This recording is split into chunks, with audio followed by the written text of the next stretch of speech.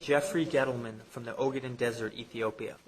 It's another long day in the Ogaden, and the rebels are still on patrol. They belong to the Ogaden National Liberation Front, or ONLF, a hardcore rebel outfit that's based in the Ogaden Desert in eastern Ethiopia. These men have nicknames like Lion, Radio, Fearless, Peacock. They say they are fighting to protect their people, and they sing about their struggle. The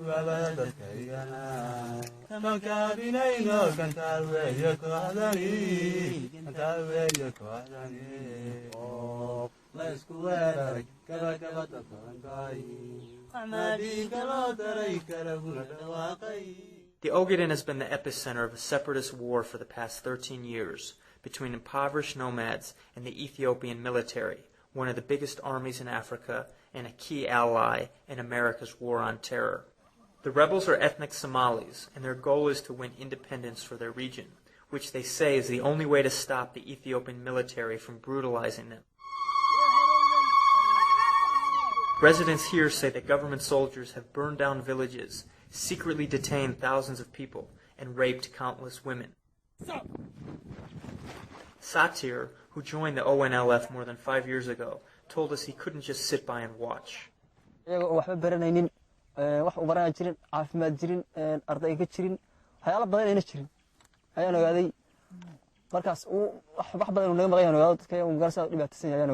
Ahmed is one of the ONLF commanders. The Ogaden's problems, he said, need to be brought to light.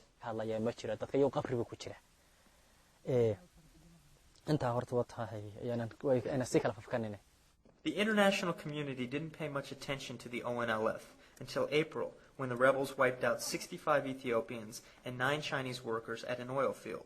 This man planned the attack.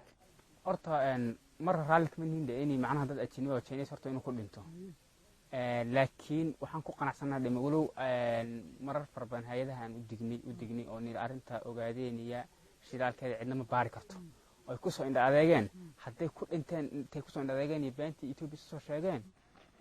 The Ethiopians have designated the ONLF a terrorist group, and they say they are armed and trained by neighboring Eritrea, Ethiopia's bitter enemy. The government blames the ONLF for a recent string of bombings and assassinations across the Ogaden area. Of the half-dozen armed insurgencies across the country, the Ethiopian government says the ONLF is among the most dangerous. The ONLF brag about how many Ethiopians they have killed. Every piece of their camouflage, they say, comes from dead soldiers. Their dreadlocks are a symbol of their struggle, and everything about these guys is bold, including how they dance in the wide open.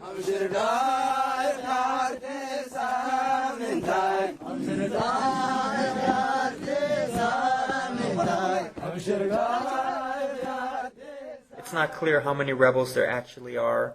Experts think there are thousands, including women fighters. But living in the bush is hardly a party. There's the constant threat of a run-in with the Ethiopians. I asked Peacock, who is a commander, what we should do if the Ethiopians attack. So should we stop or should we run or what? Try both.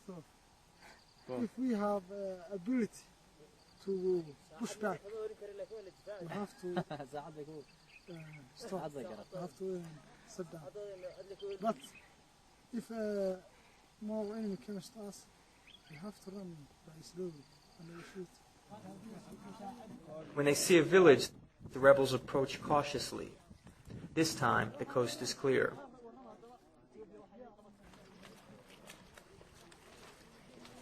Every day, more and more gunmen came out of the bush. It seemed like a family reunion. To stay in touch, the rebels use solar-powered satellite phones and CB radios. Out here, it's a wasteland with very little to eat or drink. Unless, of course, you eat cactus.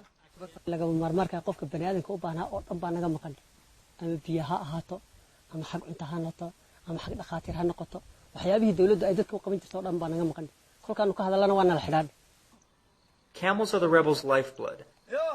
They use them as ambulances for wounded fighters. They drink camel milk with tea. They eat camel meat for protein. Sometimes they get rice, which they scoop up with the barrels of their guns. and if they're lucky, they'll get a sheep. Slaughtered, of course, in the traditional Muslim way. All the rebels are Muslim, and most of Ethiopia's leaders are Christian. Yet the rebels insist this is no jihad. It's not a religious war, they say, but a political one. inuu aayihiisa ka tashada asagaa raba gumaysigaa dhiba cadaadis badan bay qabaan kala xidha wuu noo yimaadaa ka doonitaankiisa kale ee inuu wadankiisa uu xoreeyo rabana asna wuu nagu soo biiraa. In many parts of the Ogaden, the villagers support the ONLF. They give them food, water, and information, saying that the rebels are the only thing standing between them and Ethiopian soldiers. Anab is a 40-year-old villager who said that Ethiopian soldiers twisted her nipples with pliers and raped her. She said that they go after anyone who they think sympathizes with the rebels.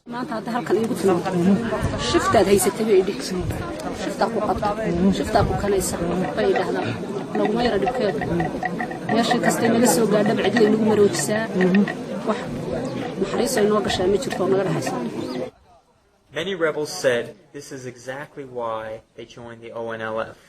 iyo dalkayga sida loo gumaysanhayo loogu ciyaarayo maxasta waalidka duqeyda iyo ciyaalka loo leynhayo gabdhaha loo kufsanhayo dhibaatada nooca awgeed yaan ugu ogolaaday sanbabkayga iyo wadnahayga inay xabadi ku dhacdo. No doubt the rebels are determined, but so is the Ethiopian army.